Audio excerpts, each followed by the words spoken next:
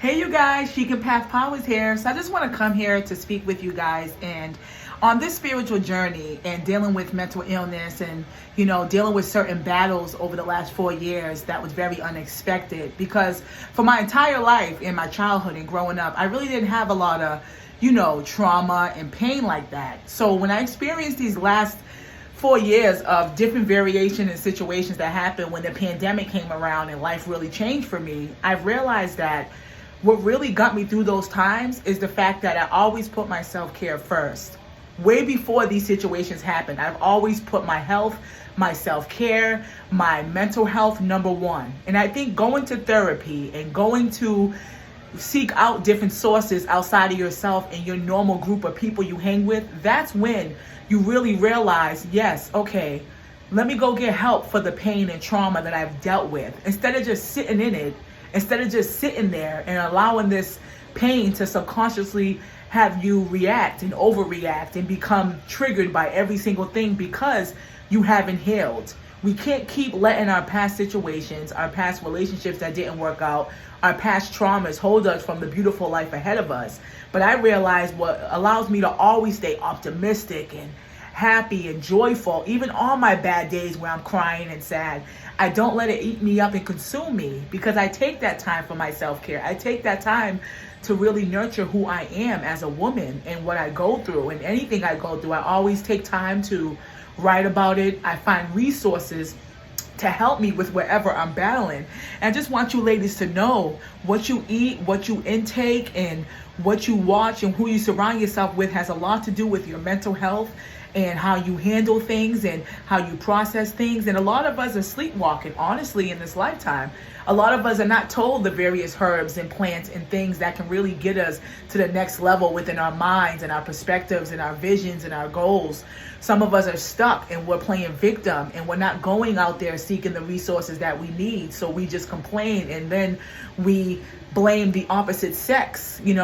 As you can see online, that's all you see is women talking about what men do. But no one ever wants to say, let me take accountability for things that I need to work on.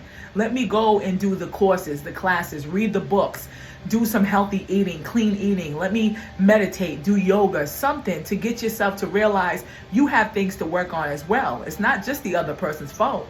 And you are what you attract at the end of the day. So when you take time to do the self-care, the healing, through anything that you go through, and you don't let it bypass you, you are going to come to an enlightenment where you're going to battle everything that comes to you with more perspective, with more mindfulness.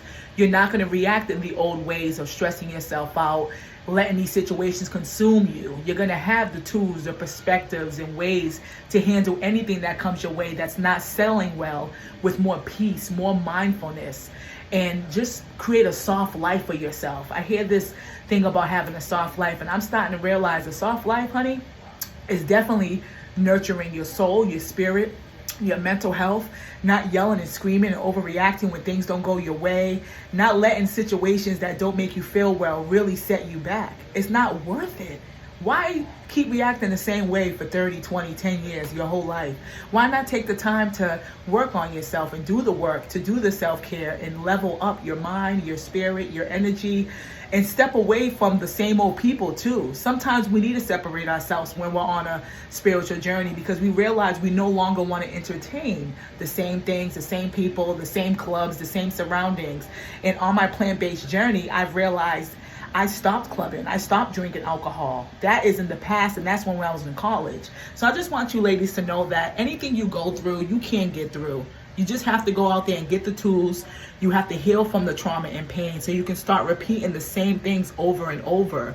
And instead of blaming the opposite sex, work on you, honey. Work on what you need to do. Work on what you need to enhance. Work on yourself and love on yourself and nurture your spirit, nurture your mental health, gain new perspectives, gain new enlightenment.